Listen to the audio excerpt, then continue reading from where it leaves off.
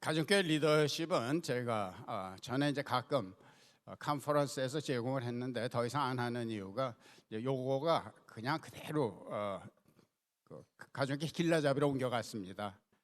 그래서 뭐 조금 다른 부분도 있지만 아주 중요한 부분은 가정교회 길라잡이에서 다루기 때문에 이제 필요가 없다고 생각을 해서 제공을 안 했는데, 끝날 때 마지막 컨퍼런스니까 리더십을 좀 말씀해달라 부탁을 해서 강의를 하는데, 아마 컨퍼런스 열심히 다니신 분들은 새로운 얘기는 하나도 없을 겁니다. 길라잡이에서 들었든지 칼럼을 통해서 들었든지 그러는데, 한번 정리한다 하는데 좀 의미가 있으니까, 그래서 여러분들에게 좀 정리하는 기회가 됐으면 하는 생각으로 제 강의를 준비를 했습니다. 저는 제가 리더십이 있다고 생각해 본 적이 한 번도 없습니다. 정말 말씀드리지만 제 내향적인 성향 때문에 제가 머리에 그리는 리더는 좀 외향적이고 목표지향적이고 추진력 있고 이제 이런 사람을 머리에 그렸는데, 저는 그게 다 저하고 안 맞기 때문에 나는 뭐 뒤에서 남을 돕는 거나 할까 리더는 아니라고 항상 생각을 했습니다. 근데 가정교회를 정착하고 난 다음에 특별히 그 연수 오신 분들이 연수 소감을 얘기를 할 때 꼭 제 리더십에 관해서 얘기를 합니다. 그래서 가만히 보니까 이렇게 뒤를 돌아보니까 많은 분들이 쫓아오고 있어요. 그래서 드는 생각이 자꾸만 난 리더십이 없다 그럴 것이 아니라, 어쨌든 간에 휴선 교회 제가 부임해서 작년 추석에 한 100여 명 되는 교회가 제가 은퇴할 때는 한 2,000명, 한어 작년에 한 1,000명, 어린이 뭐 영합 합치면 2,000명 되는 교회로 성장을 했고, 23개로 시작한 가정교회가 은퇴할 때는 한 180개 이렇게 돼 있고, 또 매주일 평균 3명꼴로 예수님 영접하는, 침례받는 이런 역사도 있고, 제가 은퇴할 때 통계를 해보니까 교인의 84%가 저를 통해서 예수님을 영접하고 저에게 침례받은 사람이었습니다. 또 어쨌든 간에 그래서 이런 열매가 있으니까 난 리더십이 없다 이럴 것이 아니고, 이렇게 하니까 교인들이 쫓아와 주더라 하는 그런 얘기는 해야 될 것이 아닌가, 그래서 리더십이 시작된 겁니다. 제가 저 자신을 뭐 타고난 리더로 생각해서 그러는 것도 아니고, 리더십에 관한 특별한 뭐 이론이 있어서 그런 것도 아니고, 그냥 제 얘기하는 겁니다. 이렇게 하니까 쫓아와 주더라. 리더십. 근데 이제 우리가 알아야 되는 것이 원치 않건 목사는 리더입니다. 이렇게 당연할 수 있는 말이 당연하지가 않은 이유가, 목사님들이 리더십에 대한 개념이 없는 분들이 많습니다. 여러분들도 이분의 책을 많이 접해봤겠지만 조지 바나라는 분이 있는데, 이분은 이제 갤럽이란 분과 마찬가지로 여론조사를 하는 분인데, 갤럽은 이제 일반 여론조사를 하는 분이고, 조지 바나는 교회와 목회자들, 크리스찬들을 향한 여론조사를 하는 이런 분입니다. 이런 것을 이제 하다 보니까 나름대로 자기가 이렇게 어떤 관이 생겨서 목회자를 위한 세미나를 개최합니다. 그래서 제 스태프들이 다 이제 1일 세미나에 한번 참석을 했는데, 여러 가지에 도움이 됐지만 이분이 한 말 중에 하나가 굉장히 뇌리에 박혀 있는 것이, 목사님은 리더인데 리더십이 있는 목사가 3분의 1이 안 된다는 거예요. 미국 목사님입니다. 근데 우리 한인 목사는 이거보다 더 낮을 거라고 생각을 합니다. 이유는 뭔가 하면은 뭐 시작부터 리더십을 이라는 이런 개념이 없습니다. 보통 이렇게 좀 신실하고 교회 생활 열심히 하고 이러면 신학교 가라고 그래서 가잖아요. 또 더군다나 일반 교회에서는 전도사라도 되지 않으면 사역을 주지를 않으니까, 그래서 정말 마음이 뜨거운 분은 그냥 사역이 하고 싶어서 신학교를 가서 전도사가 되고, 졸업하면은 또 어쩔 수 없이 안수를 받아야 되고, 안수 받고 나면은 교인들이 언제 떠나나 이런 눈치로 보는 것 같으니까 사역지를 찾든지 없으면 개척이라고 하고, 이런 과정 가운데서 한 번도 리더십에 대해서 이게 검증돼 부목사도 담임 목사를 돕는 역할이지 리더십을 개발할 수 있는 기회는 없잖아. 그래서 담임 목사는 리더십에도 불구하고 참 리더십이 많이 결핍되어 있습니다. 리더는 문자 그대로 인도하는 사람이죠. 그래서 리더는 어떤 공동체든지 여러분들 밑에 하나라도 있으면 리더입니다. 리더가 자기 리더 역할을 안 할 때 그 공동체가 고생을 합니다. 가정에서도 자녀를 두면 어머니, 아버지가 리더인데 많은 부모들이 리더의 역할을 포기했어요. 애들 인도하고 지도하고 가르쳐야 되는데 안 하잖아요. 조그만 가게를 할 때 종업원이 한 명만 있어도 리더입니다. 여러분들 후배가 한 명 있으면 리더입니다. 그래서 리더는 우리가 뭐 하고 안 하고가 아니라 여러분들이 정말 무인도에서 혼자 살기 전에는, 그리고 애기기 전에는 다 무언가 어딘가 리더 역할을 하고 있는데 이걸 의식을 못하는 거예요. 그래서 인도해야 될 사람이 인도를 안 하니까 어려움을 겪는 겁니다. 그래서 이제 오늘 하고자 하는 리더십은 여러 가지가 있겠죠. 뭐 조폭 리더십도 있을 거고, 정치 리더십도 있을 거고, 저는 여기서 하고자 하는 것은 어떻게 하면은 여기 있는 대로 평신도를 활성해서 제자를 만들까 하는 좀 특정된 리더십에 관해서 말씀드리고자 합니다. 근데 이거는 뭐 가족 꼭 가정교회뿐만이 아니라 목회자에게는 누구나 적용이 될 것 같고, 쉐라턴 호텔을 하는 사장님이 한 분이 있는데 열렬한 제 팬입니다. 책이 출간이 되면 뭐 몇백 권씩 사서 미국에 있는 목사님들에게 돌리기도 하는 분인데, 이분이 이제 빼지 않고 이제 휴선 서울교회 칼럼 쓸 때 목회자 코너를 이제 읽는 분인데, 이제 이분이 그래요. 목사님, 이 목회자 코너는 그냥 사업하는 저에게도 굉장히 도움이 됩니다.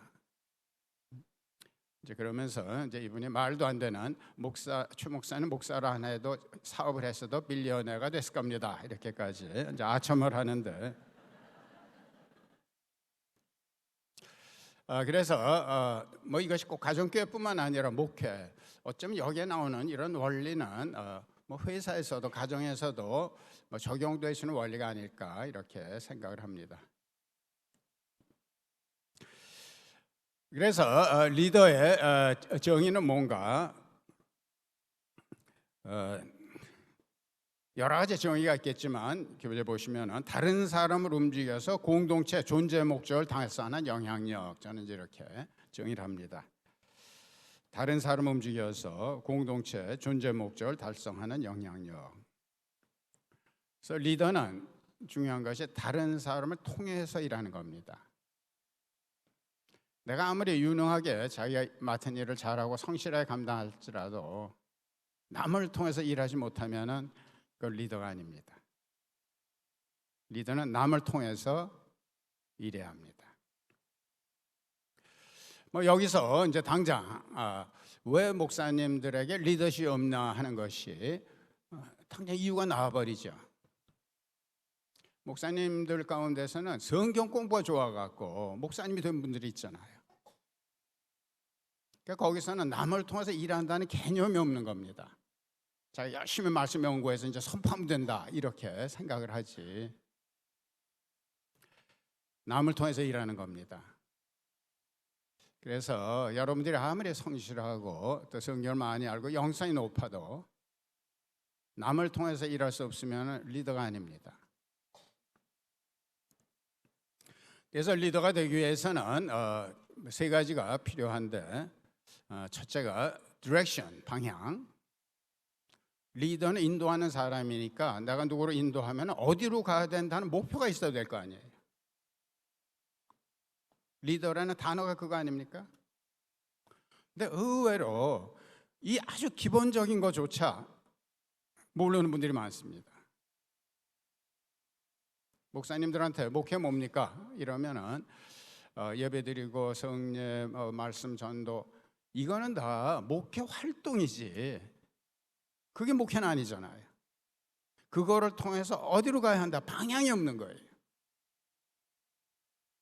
그래서 리더는 어디로 가야 한다는 이거를 봐야죠. 그래서 그런 의미에서 가정교회는 크게 도움이 됩니다. 적어도 목표는 알잖아요. 영혼권에서 제자 만드는, 영혼권에서 제자 만든다 하는 이런 교회 존재 목적을 확실히 붙들었기 때문에 여기서 우선 먹고 들어가는 겁니다.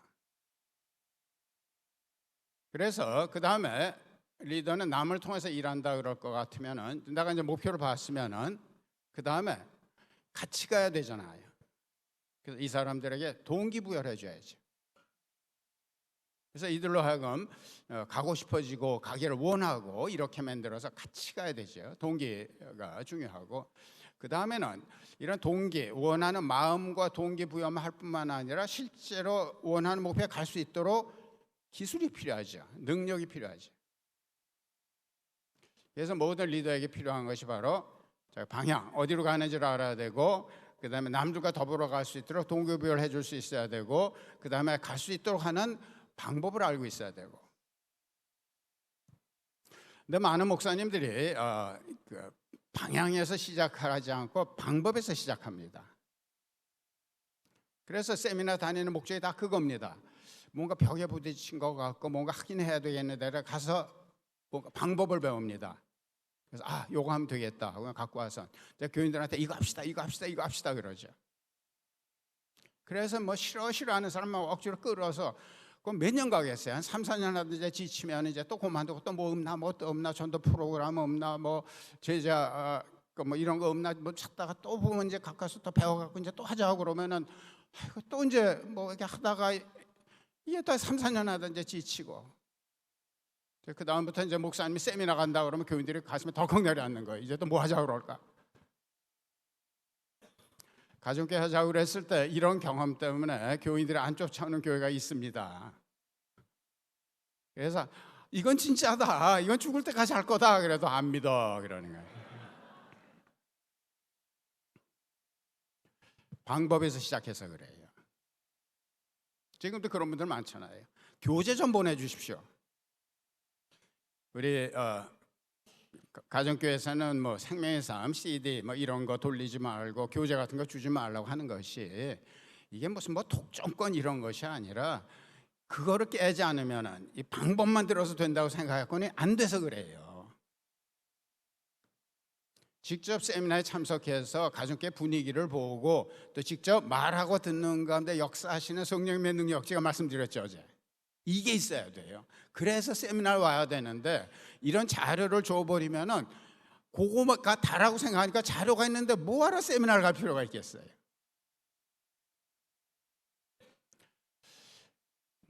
이래서 목표에서 시작을 해야 됩니다. 그래서 가족교회 시작하시는 분들, 가족의 확실한 그림을 그리기 전까지는 가족교회 얘기도 꺼내지 마십시오 하는 이유가 거기 있어요. 자기 자신도 그냥 이렇게 보고 마음만 들떴지 확실한 그림을 모르고 확실한 목표가 없으면서 이게 유지가 되겠어요? 교인들이 얼마나 힘들겠어요. 그래서 가족교회 하고 난 다음에 이제 교인들이 떠나는 수가 있는데, 물론 익숙한 거에 벗어나는 것도 좀 힘들고 섬김도 힘들고 그래서 그런 것도 있지만, 저는 목사님의 리더십 문제라고 생각합니다. 충분히 설득시키질 않은 거예요. 충분히 같이 가도록 동기부여를 안 해주고서 자꾸만 자기만 뜨거워져 갖고, 그리고 자기도 확실한 그림을 모르면서 세미나 참석하신 분들에게 컨퍼런스 갔다 오고 확실한 그림이 전까지는 가족께 얘기도 하지 마십시오 그랬는데도 불구하고 세미나 끝나고 가서 딱 구역 목적으로 바꾸는 분들이 있잖아요.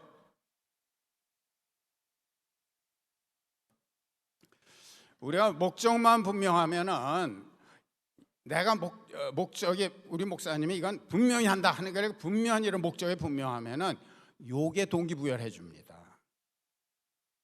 그 다음에 동기부여가 되면은 방법은 발견하게 돼 있어요. 방법은 제일 안 중요해요. 리더에게 제일 중요한 것은 내가 어디로 간다, 이 목적, 방향을 설정하는 게 제일 중요합니다.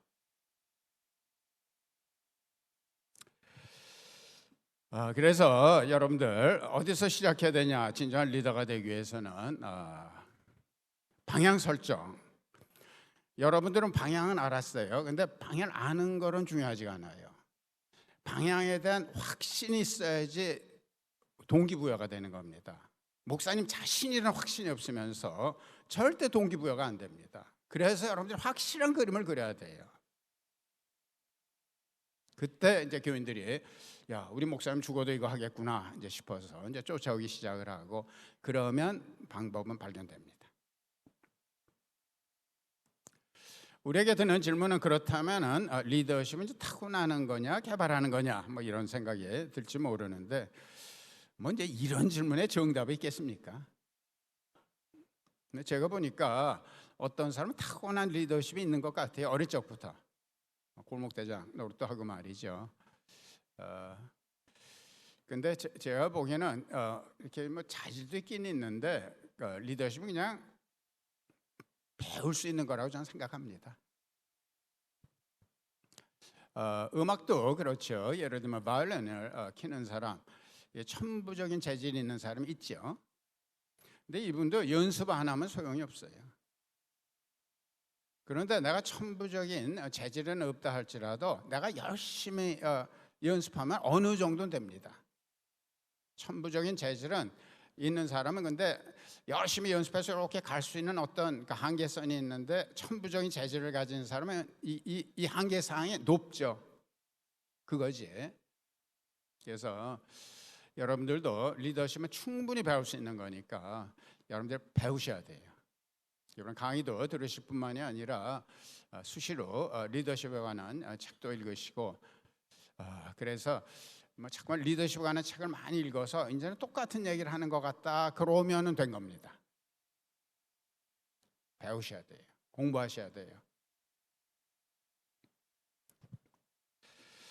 우리가 리더로서 중요한 것이 성도들을 동기부여를 해서 원하는 대로 가기 위해서는 소명의식이 있어야 됩니다. 아까 말씀드린 것처럼 어떤 소명의식이 없이 그냥 상황 때문에 뭐 신학교 갔고 안수 받고 뭐 이렇게 되면은 본인이 이렇게 어떤 소명의식이 없으니까 확신이 나올 수가 없고, 분명히 소명의식이 없는 목사 밑에서 교인들이 어떤 소명의식을 갖고 한다는 건 어렵습니다. 교인들은 목사 뜨거운 만큼 뜨겁고요, 목사님 희생하는 것만큼 희생합니다. 목사 자신이 분명한 소명의식이 없는데 어떻게 교인들이 사명감을 갖고 일하겠습니까? 그래서 내 소명의식은 조금 정리를 해야 될 것 같아요. 많은 분들이 이제 신학교 갈 때 뭐 소명 받았다 이렇게 말하는데, 가만히 얘기를 들어보면은 그냥 하나님께서 뭐 신학교 가고 싶은 이런 욕구를 주시고, 그다음에 이제 기도원 갔다 무슨 음성 듣고 와서 이제 소명 받았다 그러는데, 지금 가만히 보니까 보통 사람이 얘기하는 소명 받았다 하는 거는 목사가 된다는 거예요. 목사가 된다는 그 자체가 소명이 될 수는 없거든요. 먼저 목표가 있어야지. 이 소명이 있어서 그걸 이루기 위해서 신학도 하고 목사가 되는 거지, 목사 되는 거 그 자체가 소명은 아니잖아요. 근데 우리 다 그렇게 이해하고 있잖아요. 소명 받았다는 사람 뭡니까? 신학교 가는 거 아니에요. 목사 되기로 한 거 아니에요. 그래서 저는 진정한 소명은 하나님으로부터 시작돼야 된다고 봅니다. 나에게 주관적으로 나에게서 시작하는 것이 아니라 하나님으로부터. 소명이란 것이 부름 아니에요. 부름. 내가 자원하는 것이 아니라 하나님의 부르시는 거 아니에요. 그래도 당연히 소명은 하나님으로부터 시작하는 것이 맞잖아요. 동의하시면 아멘. 그래서 진정한 소명은 제가 이렇게 보면은 이런 소명을 가진 분들이 정말 잘하더라고요. 진정한 소명은 하나님으로부터 시작하는데 하나님의 필요가 보입니다. 우리 주의 종이면은 주에게 쓰임 받는 사람인데 하나님의 필요가 보여요. 그 다음에는 하나님의 필요가 보인 다음에 그 안에 그 필요를 채우고 싶은 강렬한 욕구가 있어요. 그 다음에 세 번째는 내가 그 강렬한 욕구를 실현할 수 있는 경험이나 은사를 갖고 있는가. 이 세 가지를 봐야 됩니다. 내가 하나님의 필요가 보이는가. 그 다음에 이거를 채우고 싶은 강렬한 욕구가 있는가. 세 번째는 내가 이거를 실천할 수 있는 경험이나 은사를 있는가. 지금 이제 요새는 정말 개척이 힘들어졌는데 개척하시는 분들이 이제 이렇게 합니다. 내가 교회는 개척을 하고 그거 어디서 해야 할까? 전 아니라고 보거든요. 그런데 개척을 잘하신 분들은 어떻게 시작을 하냐면 어디에 복음이 없는가를 보더라고요. 그게 하나님의 필요 아니에요. 교회가 없든지 복음이 없는 그곳, 이게 하나님의 필요를 보는 거예요. 그래서 자기와는 전혀 상관없는 지역이도 복음이 없기 때문에 들어가는 거예요. 거기서 시작이 돼야 되는 거예요. 그래서 요 개척하시는 이제 이런 분들은 개척은 이제 점점 힘들고 가정교회는 조금 소망이 있지만 안 된다고 봐야 합니다. 지금 우리 한국 가정교회가 지금 쇠퇴기에 들어서 쇠퇴기 거의 말입니다. 제가 보기에는 교회 무너지기 직전입니다. 그래서 개척이 힘든데 그래도 개척을 하려고 그러면은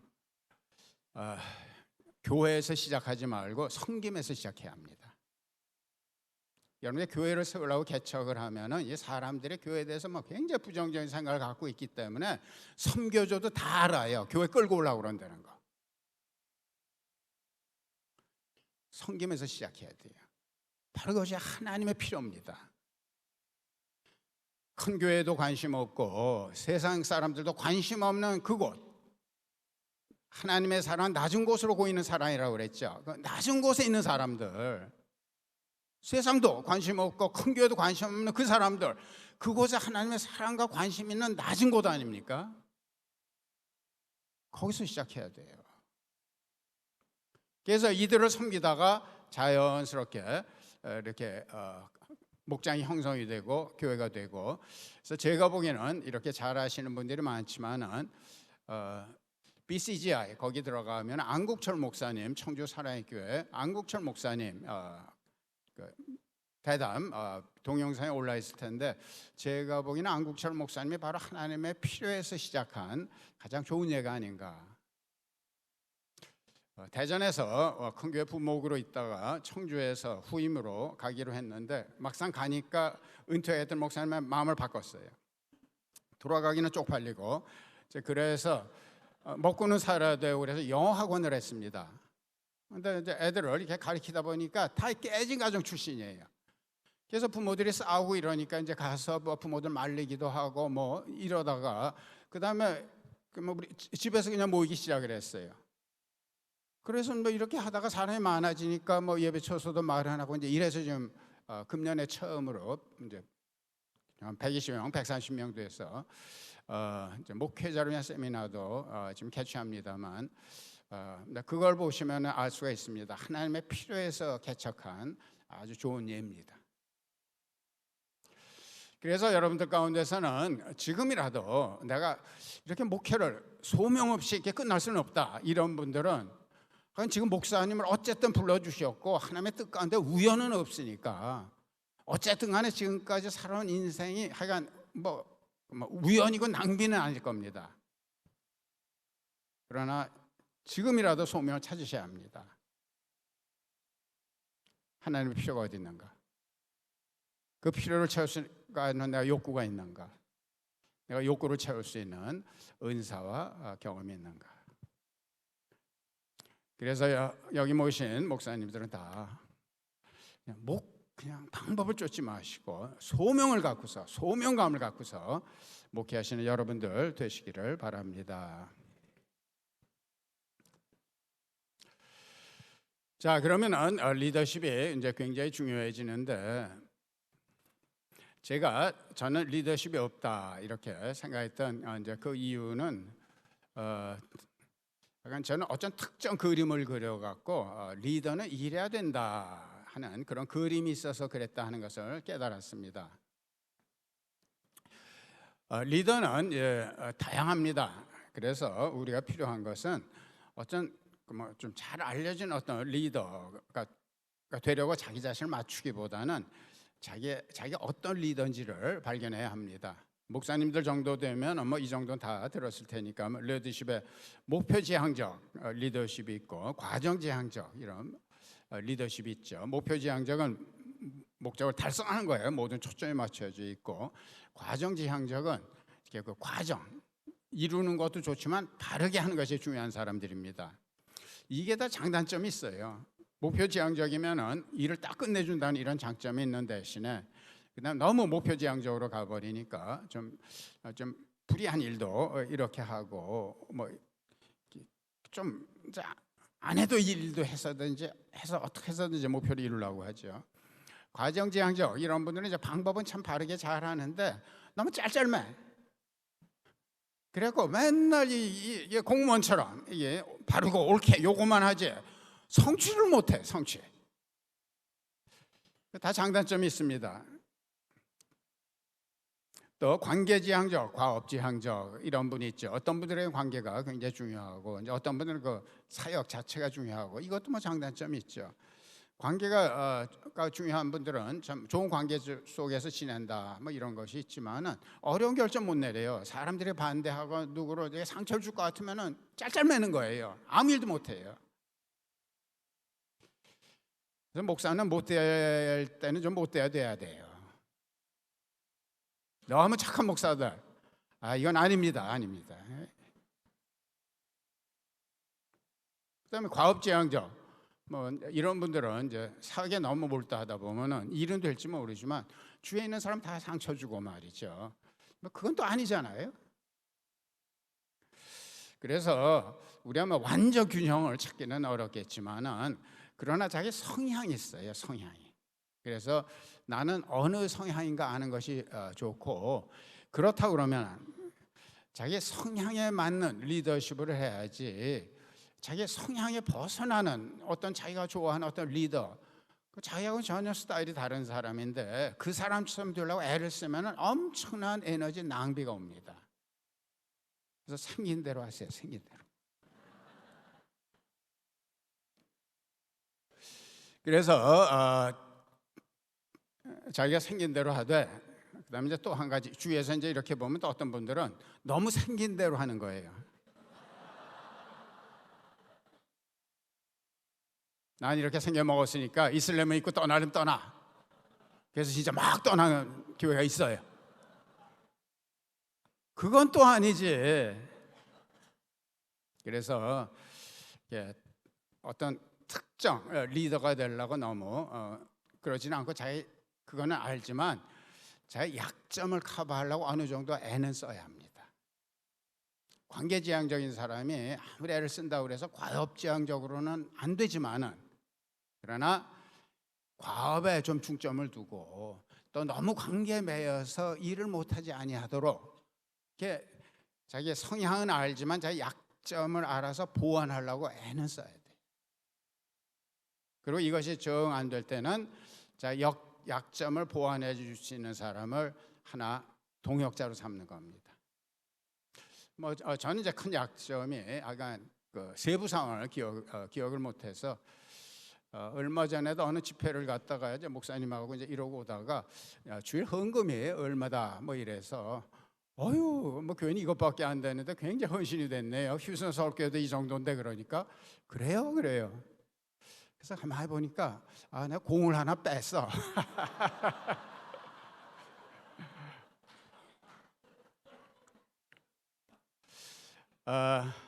그 대신에 제 주위에서는 굉장히 세부사항에 강한 이런 저를 돕는 분들이 있습니다. 백영숙 간사라든가 구번째 총무라든가 성수현 총무 이런 사람들이 아주 세부에 강한 사람들입니다. 그래서 여러분들도 나의 약점을 커버해 줄 수 있는 이런 사람을 도도록 하고, 많은 경우에는 목사님 같은 경우에는 그 약점을 커버해 줄 사람이 사모입니다. 그래서 사모 말 들으세요. 반대하는 것이 아닙니다. 나하고 왜 이렇게 다를까? 왜 나하고 좀 같이 생각하지 못할까? 그래서 부부로 붙여주셨는데, 하나님께서는 주로 이렇게 목사의 어떤 약점을 커버해 주기 위해서 사모를 붙여주시고, 그 사모뿐만이 아니더라도 자기 어떤 특별한 약점이 있을 때 그걸 잘할 수 있는 이런 사람을 해서 자기 리더십에 편중되지 아니하도록 자기 나름대로 어떤 리더십을 보존은 하지만 또 이제 배째라 이런 식으로 나가지는 않도록.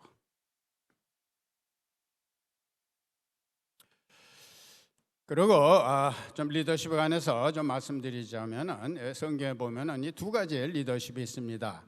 하나는 복음서적 리더십이라고 말할 수 있는 거고, 하나는 사도행전적 리더십, 이렇게 말할 수 있는 것이 있는데, 이제 많은 분들이 이 차이를 몰라서 혼동을 겪습니다. 복음서적 리더십이라는 것은 뭔가 하면은 예수님의 리더십입니다. 예수님의 리더십은 이렇게 한 개인이, 카리스마가 있는 개인이 핵심에 있어 갖고 자기가 꿈과 비전을 같이 하는 사람을 만들어가는 겁니다. 동심원을 만들어서. 그래서 예수님 같은 경우에는 예수님 있고, 그 다음에 3명 있었죠. 베드로, 야고보, 요한. 그 다음에 12명 있었죠. 그 다음에 이제 70명 있었죠. 이런 식으로, 어쩌면 또 500명, 뭐 이런 식으로 이제 동심원을 그려가는, 이거를 이제 복음서적 리더십이다, 이렇게 부를 수 있지 않을까 싶습니다. 선교단체 리더십이 다 이런 복음서적 리더십입니다. 그래서 이런 복음서적 리더십에는 서열도 분명하고, 나는 누구의 제자다 이렇게 말할 수 있고, 이제 그렇습니다. 그런데 오카는 목사님이 제자훈련 시작을 할 때, 오카는 목사님들 초기에는 2단 시비에 좀 말렸거든요.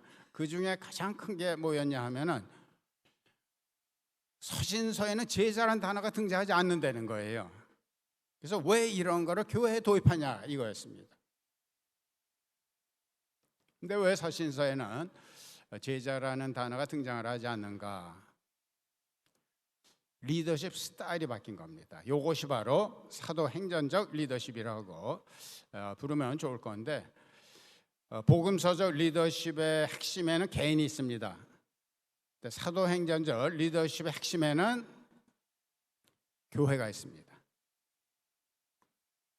우리 가정교회가 추구하는 이것이 바로 사도행전적 리더십입니다. 우리가 만들어내는 교회는, 제자는 어느 개인의 제자가 아닙니다. 이 사람들이 교회 나오게 된 건 목자 목녀 때문에 됐잖아요. 그러나 이 사람들이 예수님 영접한 거는 담임 목사님을 통해서 됐잖아요. 그리고 이 사람들의 신앙에 성장할 수 있었던 것은 목자 목녀뿐만 아니라 많은 상공부를 인도하는 리더들이 있었잖아요. 그러니까 우리 가족교회 하는 교회에서 난 누구의 제자다 그럼 뭔가 낯설게 들리지 않아요? 우리는 교회의 제자를 만들고 있는 겁니다. 그래서 선교단체에 있던 이런 분들이 이제 교회를 하면서, 목회를 하면서 힘들어하는 것이, 선교단체 하는 그대로 그냥 교회 와서 하면 잘 될 것 같은데 기본이 틀리거든요. 사도행전적 리더십과 복음적인 리더십이 섞일 수가 없는데, 이거를 하려고 그러니까 그렇게 헉헉헉 되는 거예요. 지금은 그런 분들이 거의 없지만은, 제자 훈련을 오래 했던 분들 가운데서는 우리 세 축 중에서 상공부는 상공부를 도입하지 않고 지금까지 하던 제자 훈련을 계속하겠다 이랬던 분들이 있거든요. 근데 4, 5년 하고는 안 돼서 결국은 상공부를 도입하더라고. 왜? 그 기반이 틀린 거예요. 이 제자 훈련은 복음서적 리더십에 기초한 것이고, 우리는 사도행전적 리더십에 기초한 건데, 그래서 이 상공분이 성교공분이 다 이런 철학 위에서 세워진 거에 두 개를 하려고 하니까 일치가 안 되는 거예요. 또 어떤 교회에서는 자기 나름대로의 성경 공부 시간 이제 제자 훈련을 많이 만들어 놓고서 이렇게 가정교회를 이제 하면서 좋긴 좋은데 옛날에 하던 걸 포기하고 싶지가 않은 겁니다. 그래서 이제 거기다 가족교회 하나를 타고 얹고 뭐 생명의 삶 정도 이런 거는 이제 도입을 하지만은 옛날에 제자 훈련 프로그램은 그대로 두는 거예요. 그러면 우선 교인들이 너무 허덕허덕합니다. 한 걸음 더 나가서는 전혀 철학이 다른 두 가지 시스템을 공존시키려고 그러니까 교인들은 피곤하고 가정교회는 제대로 정착이 안 되고, 그래서 여기 혹시 그런 분들 계시면 마음을 정하세요. 지금까지 해왔던 제자훈련 방법이 있으면 그거 하세요. 괜히 가족교회 한다 그러고 여러분도 고생하고 교인도 힘들게 하지 말고 가족교회 하려고 그러시면은 철저하게 세축대로 하세요. 상공부 그대로 도입하시기 바랍니다. 이 상공부가 공부 자체로 비교해서 딴 것보다 더 우세해서 그런 것이 아닙니다. 철학이 틀린 거예요. 하나는 복음서적 리더십에 기초한 것이고 또 하나는 사도행전적 리더십에 기초한 것이기 때문에 이 정신이 틀리기 때문에 이게 조화가 안 돼요. 그래서 둘째 하나를 마음을 정하셔야 합니다. 그래서 제가 특별히 이렇게 좀 주도적인 이런 목사님들 좀 힘들어하는 게 이제 그런 거죠. 선교 단체에 있었던 분들은 이 복음서적 리더십에 강하잖아요. 거기서는 어쨌든 간에 내가 핵심에 있습니다. 제자도 키우고 이랬는데 사도행전적 리더십에 돼갖고는 복음의 핵심에 그냥 목자 목녀를 넣고서 나는 이 사람들을 성공시켜주는 사람으로 내려앉으려고 그러니까 얼마나 힘들겠어요. 그거를 극복하고 가정교회 하는 선교단체 출신 목사님들 축하합니다. 얼마나 고생하셨는지 제가 압니다.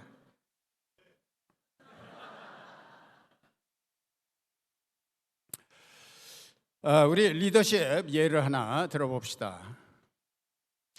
제가 어제도 말씀드린 것처럼 우리 가정교회 핵심 가치, 정말 신약교회를 회복하는 이 일이 우리의 목표라고 그러면은 이거는 주님께서 꿈꾸셨던 교회는 삼위일체 하나님 공동체가 목표이기 때문에 어느 누구도 이제는 다 됐다 이르렀다 이렇게 못합니다. 계속 가야 합니다. 그래서 우리가 가정교회는 주님 오실 그날까지 이제 우리가 해야 되는 겁니다. 그렇게 하기 위해서 30년 40년이 아니라 70년 80년이 아니라 주님이 500년 후에 오시면 500년까지 해야 돼요. 그러기 위해서는 우리 핵심 가치가 세축내기 중이 아니라 성경대로. 성경에 그렇다 그러면 뭐예요? 그런 줄 알고, 아니라 그러면 아닌 줄 알고, 하라 그러면 하고, 하지 말라 그러면 안 하고. 단순한 말씀의 이해와 단순한 순종 말씀드렸죠. 이거 이제 끝까지 붙들으셔야 돼요.